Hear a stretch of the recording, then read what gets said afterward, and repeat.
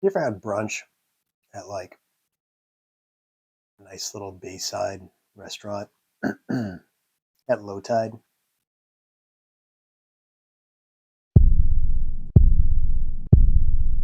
Hello, sauce fiends, and welcome back. Today we're talking about Barnacle Foods Alaskan Bullwhip Kelp and Piri-Piri sauce.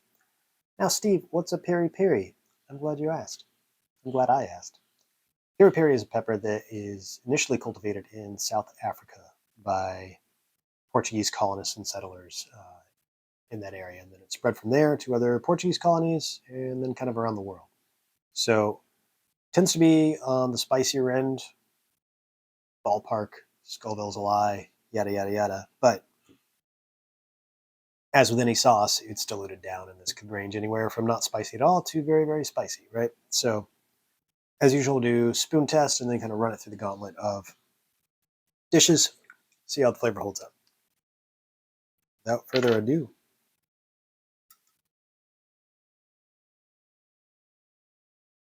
the kelp front and center. I don't think I've tried this straight before.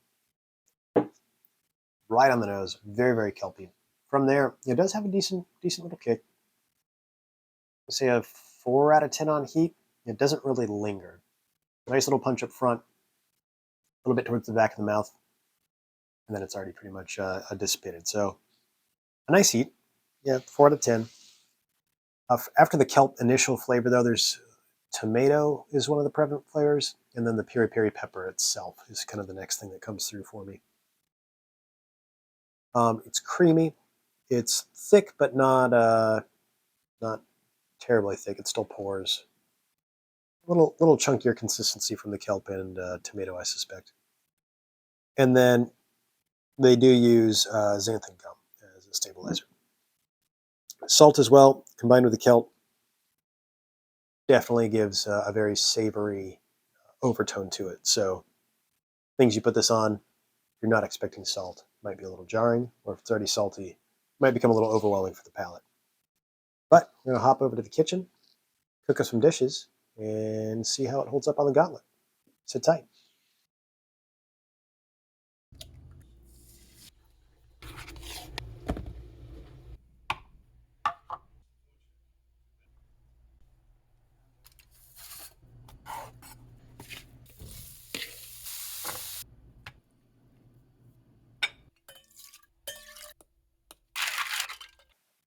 Let's kelp some food up.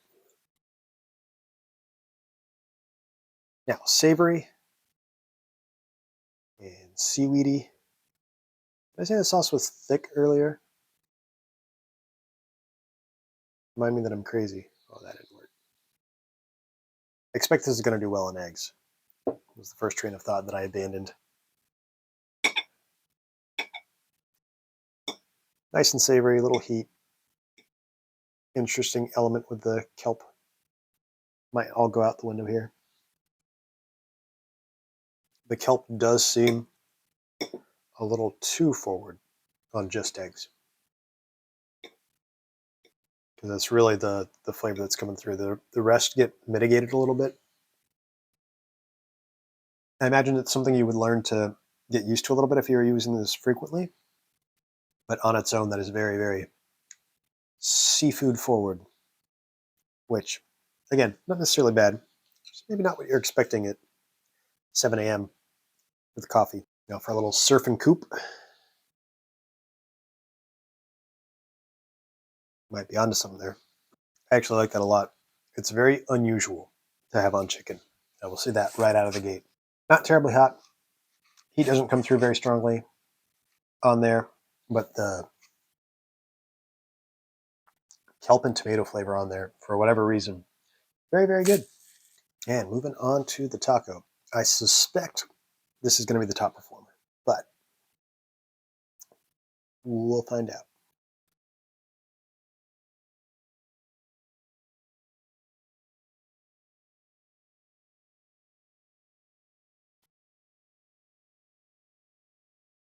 Yeah, that's my favorite so far. The complexity of flavors going on there alleviates how shocking the kelp can be on its own, whereas these were pretty simple flavor profiles. bringing a little something else to the table definitely made that experience better. Now, similar to the bachans episode, I'm a little scared. I don't know if I want seaweed in my beverages. You ever had brunch at like a nice little bayside restaurant at low tide? Not necessarily a bad experience, but it's a very specific experience. So yeah, not a strong contender. Nowhere near as traumatizing as bachans and a Bloody Mary was, but not great. Wouldn't put it in that. Overall, I'd say definitely the taco would be the standout here. Now, eggs and chicken. The chicken wasn't bad. Eggs, I wouldn't really reach for it. Chicken, I think you would want to doctor it up a little bit, do something other than a simple just bullwhip marinade for it. But there's something there. Taco ready to go. Roll it out. Now, where does this do best? Tuna steaks. Soy sauce, mirin, make a dredge for your tuna. Coat it in sesame seeds. Get a cast iron nice and hot. Sear it in there 30, 45 seconds each side. Just don't burn the hell out of it like I did. And drizzle some of this on there. Serve it with rice with furikake and maybe a little seaweed salad. Amazing. Highly, highly recommend it on. Seared tuna was incredible. Any sort of ahi, seafood in general, this is going to do well on. But explore with it.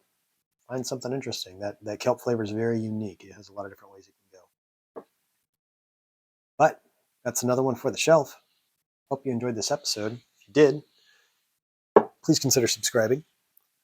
Let me know what you use this sauce on, what you would use instead of it in most cases. And then let me know what other sauces you would like to see reviewed. Thanks for stopping by the shack, and I'll see you next time. Blew the bottom out of my taco. Hate to see it.